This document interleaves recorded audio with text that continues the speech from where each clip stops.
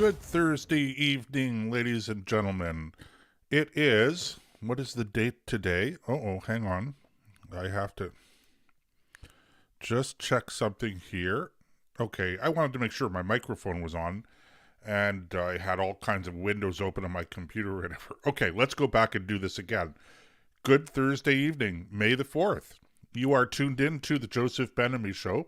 I am your host. Thank you for listening. I'm Joseph Ben-Ami. And as I've said in the past, this is where my kids would chirp in at one point in time when they were younger and much less respectful than they are now.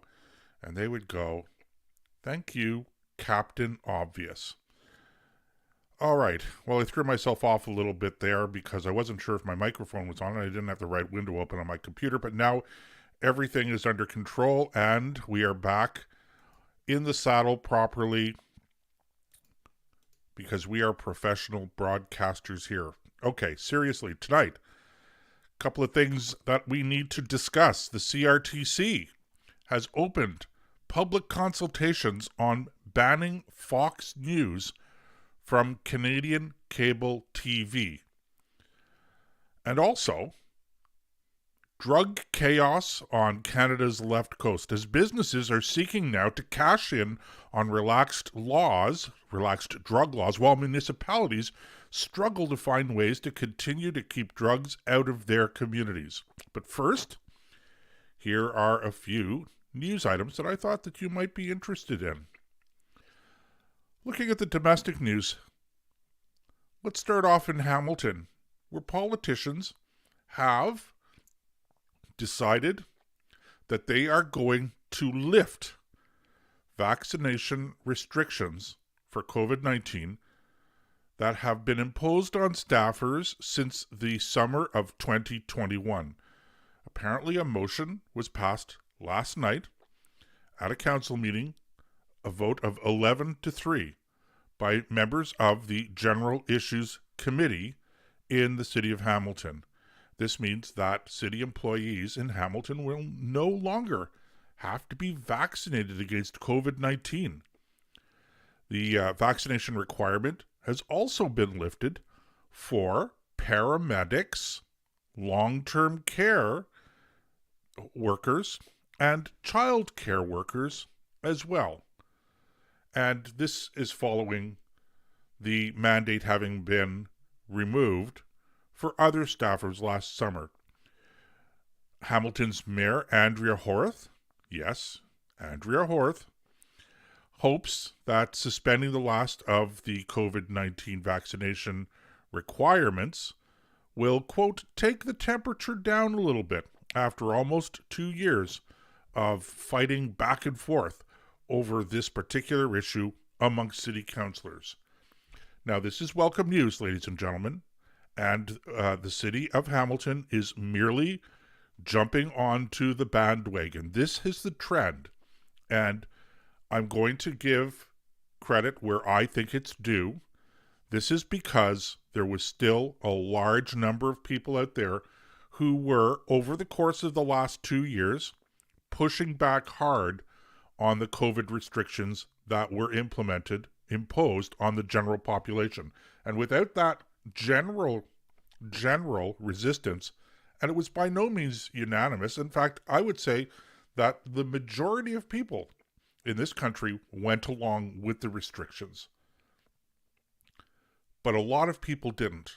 And there was enough of a population, a critical mass, organized resistance. There were protests.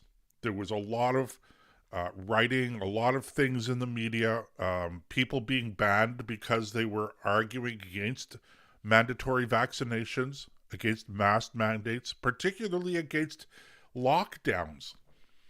A lot of acrimony, a lot of bad blood, culminating in the massive protests in Ottawa last winter. That is to say, the winter, not this past winter, but last winter. January and February of 2022, the Freedom Convoy, and the forcing the government, and I use the term forcing very, very loosely here, to implement the Emergencies Act to break up that particular protest in Ottawa and in different locations across the country. And all of this is to say, ladies and gentlemen, that resistance has caused politicians drunk with power to finally hit the pause button and start to back off. That there are a lot of people out there who are basically saying, we know what's best. But when all of this started to happen, I think a few of them started to realize that maybe they had overstepped their authority. Maybe they were going too far, and they were provoking a reaction amongst the public. Again, not the majority of people, but enough people that it was going to cause trouble, and it did cause trouble for them. And in the end, I have to say this. It turns out that the people who were arguing against the vaccines, who were arguing against the mandates, the mask mandates, the shutdown, the numerous shutdowns, turns out they were right. And how do I know they were right? Because people like Andrea Horwath, the mayor of the city of Hamilton, is talking about the reason why we're lifting this particular vaccination mandate. It's not because the pandemic has disappeared. It's not because there's no more danger out there of people getting infected, apparently. I'm not taking the side of the people who were the catastrophists in this particular argument. But that's the argument that they were making. But none of that matters anymore. None of that matters because we have to take the temperature down a bit. We have to reduce the conflict. And all I could say is, ladies and gentlemen, I cannot think of a more poignant, a sharper, a more obvious admission that they were wrong to impose these mandates all along. What about public health? Seems it's not even entering into the equation. All of a sudden, in order to take the temperature down at council meetings over mandatory vaccination status, over this whole policy, in order to take the temperature down, my friends, in order to reduce the level of conflict, we're going to get rid of this vaccination policy. And my only question is, well, what about public health? Wasn't that the reason that we were doing this in the first place? And doesn't public health trump you having an easy time, Mayor Horwath, on city council? Clearly not. Or public health was not sufficiently endangered to impose these mandates in the first place. Because if they were, then we certainly wouldn't be raising them now. We certainly wouldn't be doing away with them now. Not without somebody saying, we don't need them anymore because we've beaten COVID-19. And I have heard nobody say that. Okay, what else is in the news? Canada Revenue Agency, Canada's national federal tax collectors, are ending their strike. They struck a tentative deal on Monday, apparently, let me back up. They're following the lead of the rest of their public service union, which struck the deal on Monday. The CRA workers did not. The CRA workers struck a deal last night, and they're going to get 12.6% wage increase over 4 years, which is significantly lower than what I was led to believe they were looking for, and a one-time pensionable payment of $2,500. And I cannot help but make the observation that the government caved in like a cheap deck of cards. Cheap house of cards. Getting my cliches and metaphors mixed up a little bit here tonight. When the union threatened to disrupt the Federal Liberal Party convention, which is starting tonight here in Ottawa. So those are two interesting stories, domestic stories. Let's look at some international news. Russia is now accusing the United States of masterminding the drone attack on the Kremlin, which they are saying was nothing short of an attempt to assassinate Vladimir Putin. Of course, the U.S. is denying it, but, this is just a question of raising more temperature, everybody digging in their heels. And I will say this, I'm mildly worried.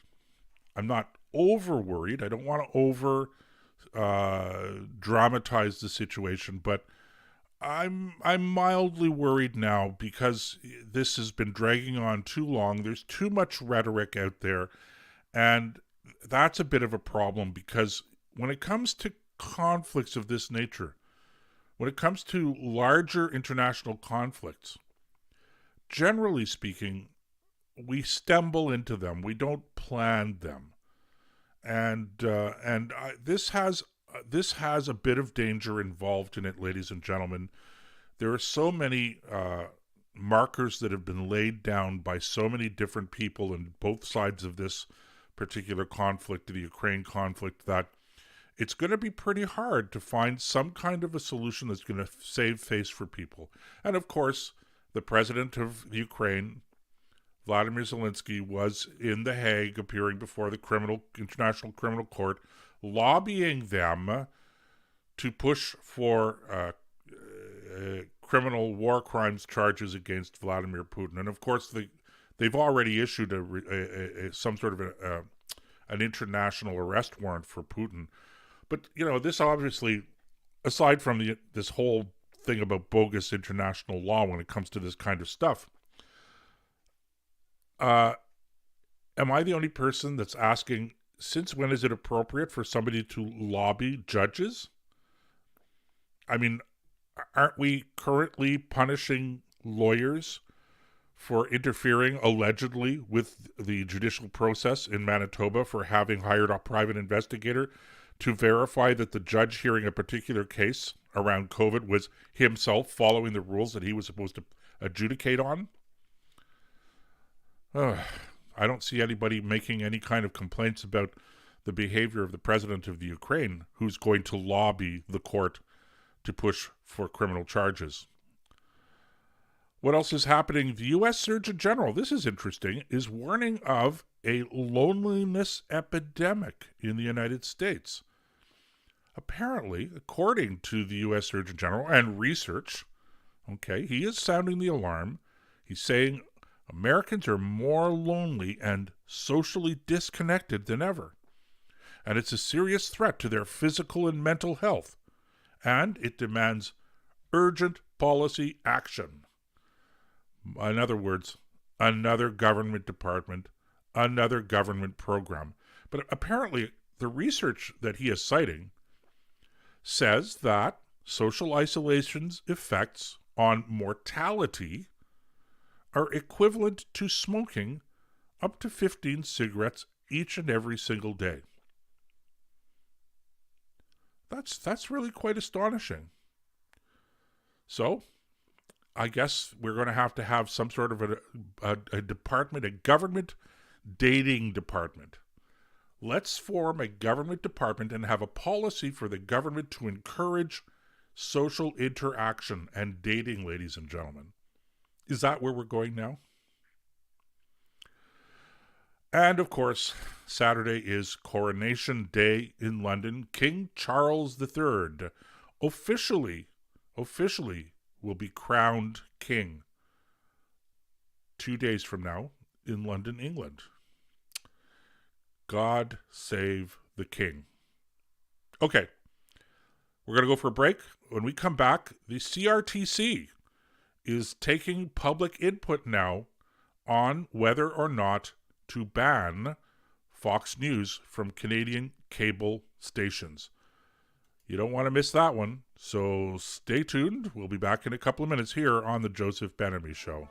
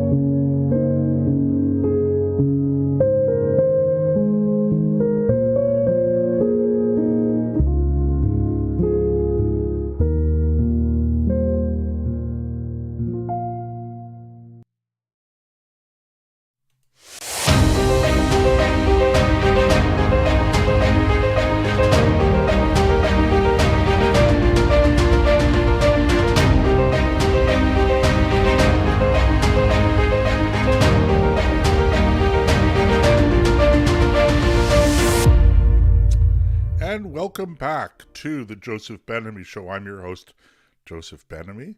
Thank you for sticking with us. All right, so in the news this afternoon, the CRTC here in Canada, the CRTC is the Canadian Radio and Television Commission. It is a quasi-government office. It's not elected. It is appointed.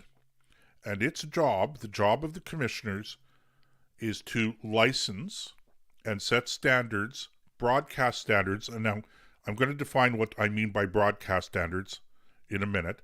But it is the licensing body for television stations, for cable providers, because here in Canada, cable television is regulated as well as over the airwaves or terrestrial television. And it also grants licenses for radio stations. Now, when it comes to content, the particular content that the CRTC is responsible for, they're not really responsible for policing the appropriateness of content. They have immense licensing powers, and they can revoke licenses. And they do have some power over what is and is not allowed to be broadcast within the cable news or the cable television universe. It's not so much about preventing or saying you can or can't have this, but they approve of the packages and the pricing for the packages for consumers. And they determine whether or not in a basic package, for instance, if I'm a consumer of cable television, which I'm not, by the way, but if I were, I'd go to my local cable company and I would say, give me your most basic package for whatever it is. I don't know what is a reasonable price these days, $15, $20, $25 a month. And in that basic package, the most basic package available, there are going to be a certain number of channels. And the CRTC determines which channels, which networks are going to be in that. We call it basic coverage, okay, or basic carriage. And of course, it's a money thing for the people, the networks that are going to be carried, because the cable company has to kick back some of the fees that they're making by selling the product to the producer or to the content provider, which would be whatever the network is. So, okay. But generally speaking, when it comes to other content, the appropriateness of content, for instance, whether or not they're using foul language, whether or not the content is pornographic, whether it's X-rated, R-rated, whatever, the CRTC doesn't actually really get into that. They don't really police whether or not what a news station is broadcasting, whether it's accurate or not. The broadcasters in Canada actually self-regulate. There is a self-regulatory body. It's the broadcast standards, Canadian Broadcast Standards, and you can make a complaint to them, and they can. It's a contractual arrangement, and they can fine or they can make an order for whatever the broadcaster that is targeted to do whatever in order to redress the complaint, if in fact the complaint is shown to be substantial and accurate and valid or whatever. Okay. One more thing the CRTC does, by the way. One more thing the CRTC does is it actually determines what kind of broadcasting you're going to provide. Are you a news station? Are you country music if you're in radio? Are you pop music? Are you classical music? Are you all talk? All of that's built into whatever your license is, and they police that. They also police what we call here in Canada Canadian content. If you happen to have, as part of your license, you're required to provide X number of hours of Canadian content as defined by the regulations under which the CRTC operates. If you don't, then the CRTC could revoke your license. So those are the kinds of things the CRTC polices. Okay. I don't know that they have quite the same thing in the United States as they do here. Okay, so now this week, the CRTC, in reaction to a complaint that was leveled against Fox News, specifically against Tucker Carlson, by an organization called EGAL, which is an LGBTQ plus minus equals times, I don't know, whatever. Okay. Organization. It's used to be just for same-sex relations. It used to be basically a gay rights organization, but it's expanded now to take in everything else. And they leveled a complaint. They filed a complaint with the CRTC about a broadcast, some statements made by Tucker Carlson a couple of months ago on his show before he left, obviously. And what he complained about, his complaint, or their complaint was, I should say, that Tucker Carlson, on his show, Tucker Carlson Tonight, allegedly made some transgender, anti-transgender remarks. And I'm quoting now, that he said that, quote, "It seems that some transgender people seem to be mad, specifically at traditional Christians."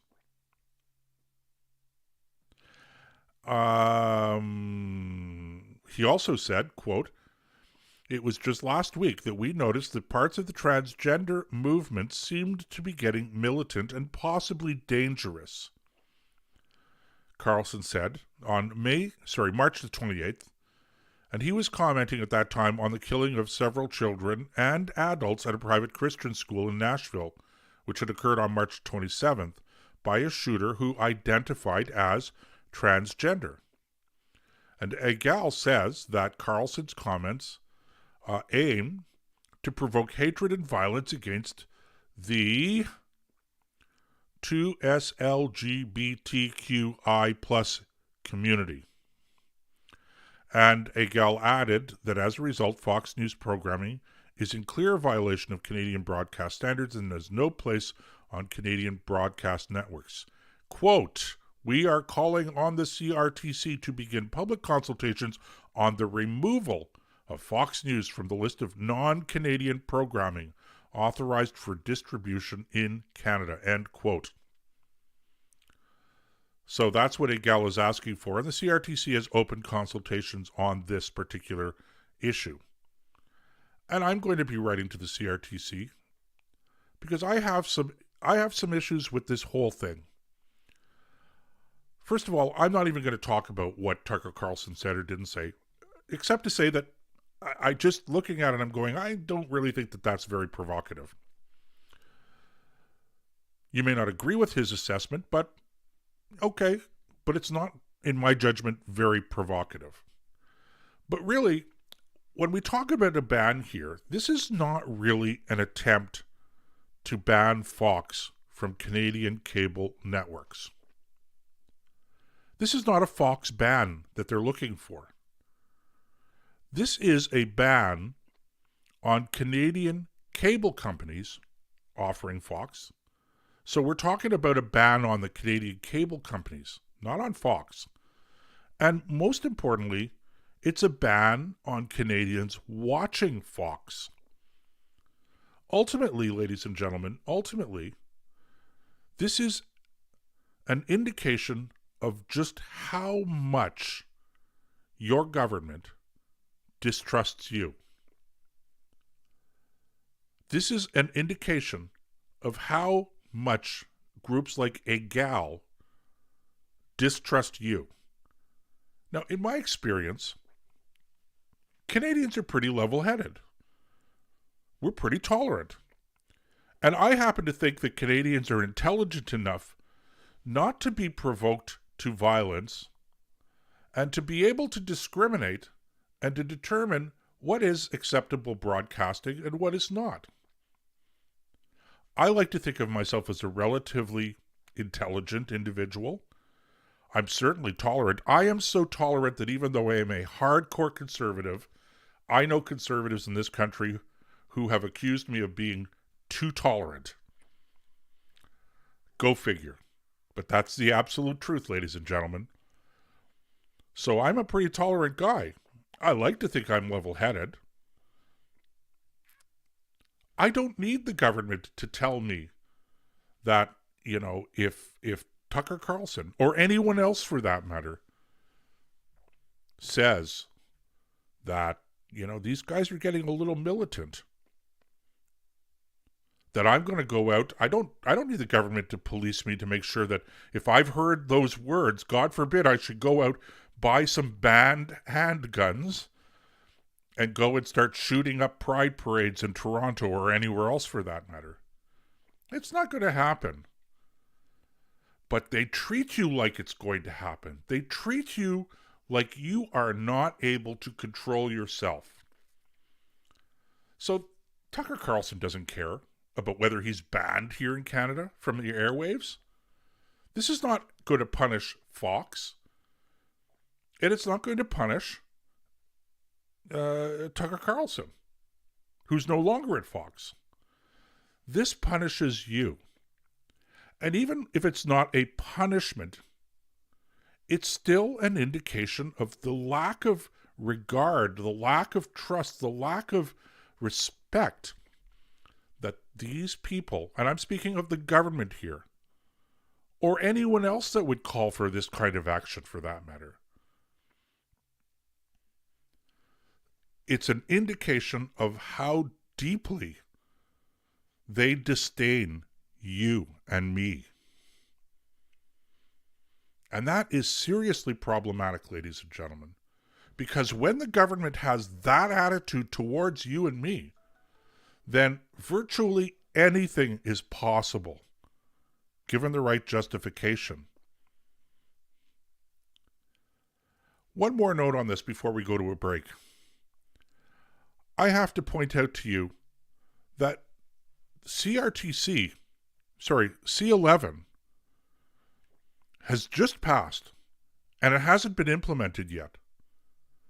Everything that's going on now on this particular question at this moment in time on this issue with the CRTC and Fox and these consultations and the possibility that the CRTC may use its regulatory power to prohibit Canadian cable companies from carrying Fox and making it available to you. None of this has anything to do with C11. Which just is a proof positive, in case you needed it, that everything I've been telling you all along about C11 is absolutely true. C11 is not a threat. C11 is about Canadian content, and to the degree that there's any possibility of using any kind of regulatory power in order to control what you're watching, the government is already doing that, my friends. Fixating on C11 is a mistake because it allows the government to get away with what it's been doing all along, and that is telling you what you can watch and not watch, telling you what you can listen to and not listen to. They've been doing this all along, and it's got to stop. It has to stop, my friends. Fighting against this particular piece of legislation was a waste, in my humble opinion. Unfortunately, for some people out there, they thought that that made me too liberal. No, it just made me more informed. And it made you more informed when you listened to it, ladies and gentlemen. And that's all I'm trying to do. I'm just trying to speak truth to power, whether it's in the government or it's amongst the people themselves, because the people have power too in this country. Just speak the truth. Tell people the way it is. And that's all I'm trying to do. I don't need to exaggerate it. I don't need to do any of that. And neither do you. Okay. I'm going to keep you informed about what's happening with this particular consultation. As I said, I will be making a submission myself, and I'll make that submission public once I've submitted it. In the meantime, we're going to go for a quick break, and we will be back here on the Joseph Ben-Ami Show. Don't go away.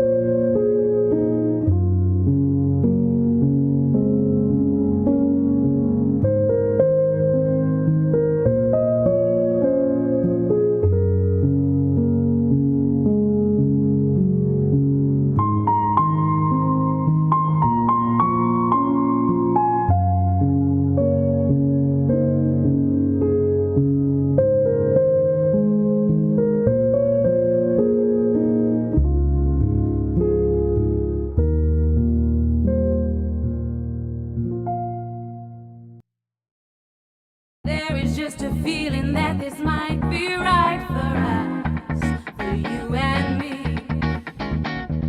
There is just a look I think this might be right for us, for you and me. There is just a feeling that this might be right for us, for you and me. There is just a look I think this might be right for us. And we are back. You are tuned in to the Joseph Ben-Ami Show for Thursday, May the 4th, 2023. Getting ready for the coronation this coming Saturday of King Charles III in London. That'll be interesting to see what happens. Well, actually, we all know what's going to happen. He's going to go to the church. There's going to be a solemn ceremony, and then he will get on with whatever he's getting on with. And hopefully he's not going to be quite as radical as the king as he seemed to be when he was merely the heir to the throne. All right. So this story in Canada's coming from Canada's West Coast, where a Vancouver man apparently has opened a mobile drug store to provide what he's calling a safe supply of illicit substances to users in the downtown core of Vancouver. And this is something that a lot of drug user addiction advocates have been calling for quite some time.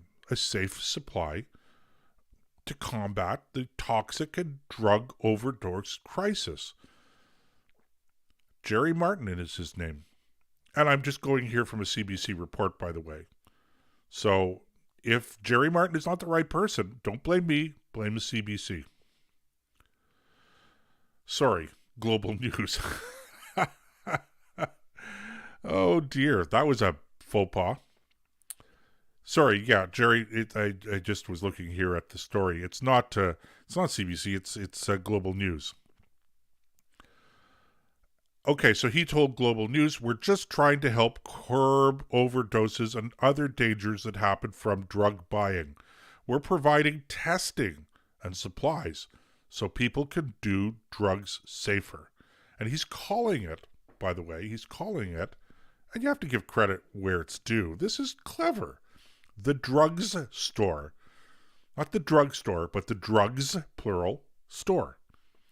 So it's just a small mobile store, and it's selling, what is it selling? Heroin, meth, cocaine, and the likes. Now, don't ask me where he's getting his supplies from. Okay? He's clearly getting his supplies. So the whole idea is to offer a place where somebody can buy their drugs where it's safer. Okay. I'm not going to say I'm outraged by this. I think it's the wrong policy. I think it's the wrong thing to do. But what do you expect?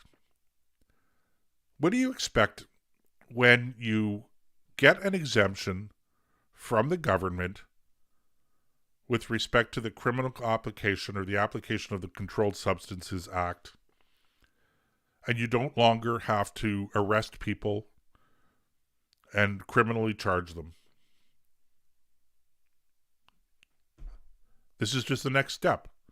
I admit to you I'm a little surprised. I'm surprised because I never would have anticipated this happening so quickly. Because this exemption from the federal government, and I'm going to explain that again because it's really important for you to understand that this is not the BC government deciding that they're not going to enforce the criminal code here or to enforce the Controlled Substances Act. Okay, it's not the BC government. The BC government has not made a decision here. They applied for permission. They applied for a waiver. But this is federal government policy, my friends. I don't know why people are having such a hard time grasping this. They're thinking that because it's BC and this is what the BC government asked for, that somehow or other this is all British Columbia. And they're not, of course, innocent in this case. But the ultimate decision, the authority here to issue a waiver is resting solely with the federal government. This is Liberal government policy. Vis-a-vis British Columbia, maybe, but it's the Liberal government of Justin Trudeau that has implemented this policy in British Columbia. They are the ones that have to be held accountable.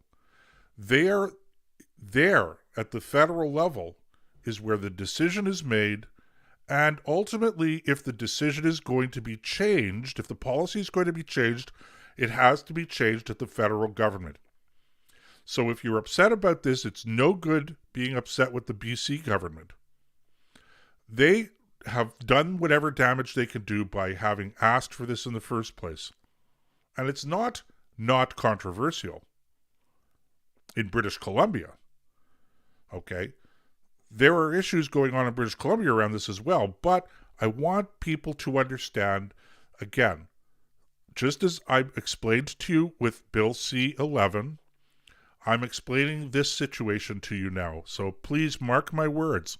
When you go out and you're talking to your elected representatives, if you're in British Columbia, yes, talk to your provincial representatives, but you need to be talking to your federal representatives as well, because they are the ones that have given the waiver. And if you don't like what's happening in British Columbia, and you don't want it to happen in your local province, then you need to be lobbying your federal representative now. If you're in Ontario, this is a very important issue because the City of Toronto, as we've discussed on this show already, has asked for the same exemption and more. Because at least in BC, at least in British Columbia, the exemption still has limits with respect to age, with respect to quantity of drugs that you can have in your possession.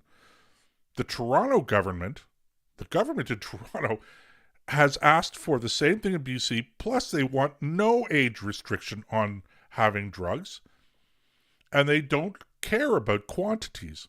So in theory, if the city of Toronto gets its way, you could have 25 pounds or 10 kilos of cocaine in your possession, and as long as you could say, well, it's for my personal use. I'm not selling this. I'm not trading it. I'm not giving it away. It's my personal use. I have a lifetime supply of cocaine. They won't be able to touch you. If, in fact, the federal government gives the city of Toronto the same exemption. And why would they refuse the city of Toronto this exemption? I'm asking why. What would be possibly the reason for the federal government to treat the city of Toronto any differently than it's treating the province of British Columbia? If the elected representatives of Toronto are going to ask for this, then why should we deny it when the elected representatives of British Columbia have asked for it? You in Toronto and in Ontario in general, because all of the health problems that are going to ensue as a result of this, all of the crime problems that are going to ensue because of this decision, if it in fact it is made, are going to fall onto the shoulders of each and every taxpayer in the province of Ontario. It's not just the taxpayers in the city of Toronto that are going to pay the price. They will pay the price. I guarantee it. But when it comes to the crime, when it comes to the health implications, it will be Ontario taxpayers in general. And, of course, the other question that's plaguing now in BC are municipalities that don't want to have anything to do with this particular exemption.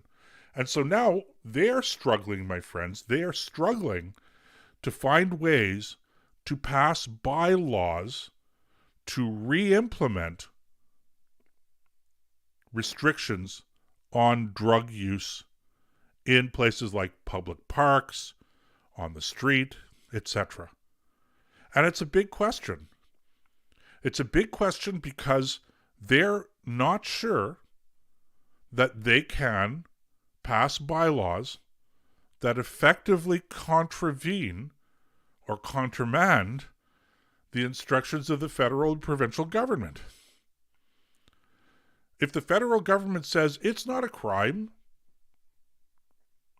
and the police are told do not lay charges in a case like this, how does a municipal government turn around then and say, well, we don't really care what you're doing. Our police force is going to enforce the law. And of course, in many municipalities in the province of British Columbia, it is the RCMP, which is under the supervision of the provincial attorney general, and not a local municipal police department that provides law enforcement for smaller communities. That's the way it is in most of Canada. It's not that way in Ontario. We have an Ontario provincial police that provides policing for smaller communities that can't afford to have their own local municipal force. The bigger cities can have their own municipal forces. But other smaller towns and villages and rural communities, they don't have the wherewithal to have their own individual police force. So the Ontario provincial police provides law enforcement in those communities. Same thing in Quebec. The CRTC du Québec provides the same type of law enforcement that the Ontario Provincial Police provides. But everywhere else in Canada, it is the Royal Canadian Mounted Police, the federal police force, under contract to the individual provinces. So they're under the direction of, they operate under the direction of the provincial attorneys general. And so what we have now in British Columbia is we have when it comes to drug enforcement policy, we have complete and utter chaos. Where there are municipalities or communities that say, we don't want any of that here. We want to continue to enforce the law. The provincial government is saying, no, you can't do that. Municipal governments are pulling their hair out trying to figure out how to deal with this. And in case you're wondering whether or not this is all about drugs, and of course that's the issue, but there is another underlying issue here that people need to be aware of. This is another indication of how bad our governments are running things today, because whether it's drugs or any other policy that's changing, you would think that the government would have taken the time to provide proper briefing for all levels of government so that they know what's coming down the pipe.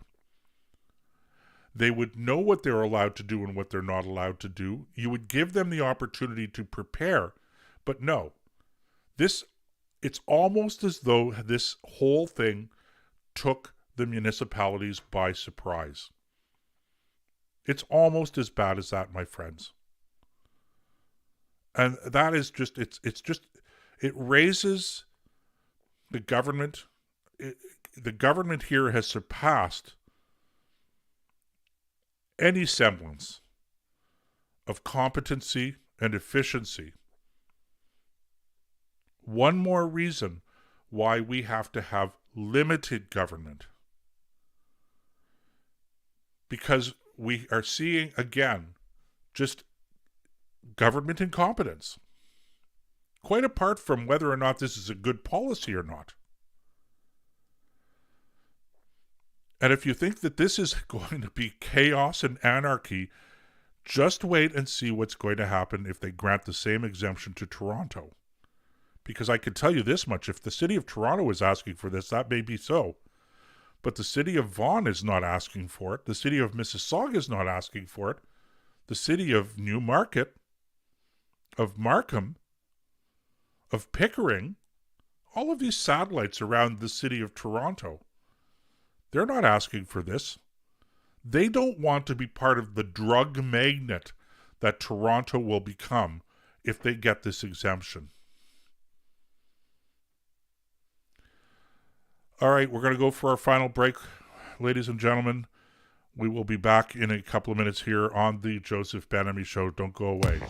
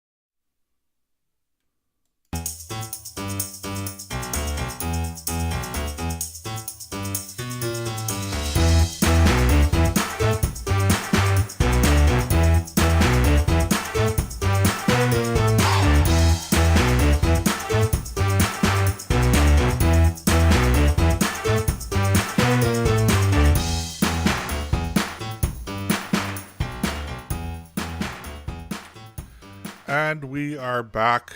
Thank you for staying with us. You're tuned into the Joseph Ben-Ami Show. I am your host, Joseph Ben-Ami.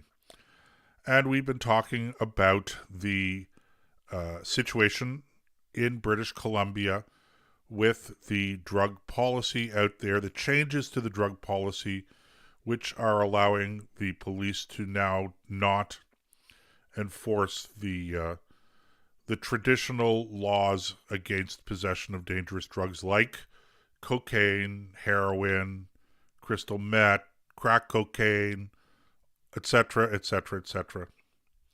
And I don't know about you, ladies and gentlemen, but I'm getting tired of all of the talk about people doing this because it's compassionate. I'm getting tired of all of the self-delusion that we as a society are engaging in. And I don't actually think, maybe I'm not being fair when I say that. Let me backtrack a little bit. Well, let me walk that statement back a little bit. Maybe we're not talking about society here. Maybe, and I like to think that this is the case, that society, generally speaking, doesn't fall for this nonsense. They understand that there is no compassion in the act of providing drugs to drug addicts. Now, I'm not trying to stigmatize anyone here. I'm not saying that it's their fault, they're responsible, let them deal with it themselves. No. I believe that we have to be compassionate. We have to help people, and when they're addicted to drugs, that's a sickness. Yes, there had to have been an original decision to use the drugs. So there is a certain degree of individual responsibility, and to get clean, to get off of the drugs, you have to have a certain amount of individual responsibility in that as well. But there are a lot of people out there, my friends. There are a lot of people out there who truly could and perhaps want to get off of drugs, and we don't provide them with the necessary assistance and support to do that. Now, there may be people in society that are going to say, who cares? It's their problem. Why should I have to pay for it? I don't agree with that. I'm sympathetic, don't get me wrong, but ultimately, it's not my fault when anyone gets sick. Whether it's their fault or not, I don't ask. If somebody has AIDS because they've acted sexually irresponsibly, and not all people who have AIDS have acted irresponsibly, but let's say they had, am I going to say, no, I'm not going to provide you with treatment? I'm not going to help my fellow man? So of course we're going to help people. Of course we should. Of course we want to. But there is no help. There is no compassion in providing dangerous drugs to drug addicts. It's not the answer. And if they're going to suffer, if a person is addicted, and he or she is going to suffer because we are not providing them with drugs to feed their addiction, then I feel bad, but I think that you have to accept that. If we're going to intervene as a policy, if we're going to spend resources, our policies, our resources must be directed to helping people get off of the drugs. Exclusively, ladies and gentlemen. That should be our exclusive focus. This falls into the category of, to a certain degree, you have to be cruel to be kind. If somebody is an alcoholic, I'm not going to take them to the local bar and say, here, I'm going to give you something to drink away, and don't worry, because when you drink to the point that you're going to be intoxicated, I'm going to drive you home so you don't get into an accident. I'll make sure you get home safely. Go ahead and drink what you want. That's what it's analogous to.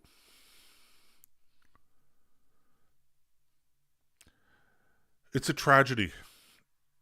It's a tragedy, not just that it's happening, but it's happening in the name of goodness and caring. This is not caring, ladies and gentlemen, any more than euthanizing human beings is caring and compassionate.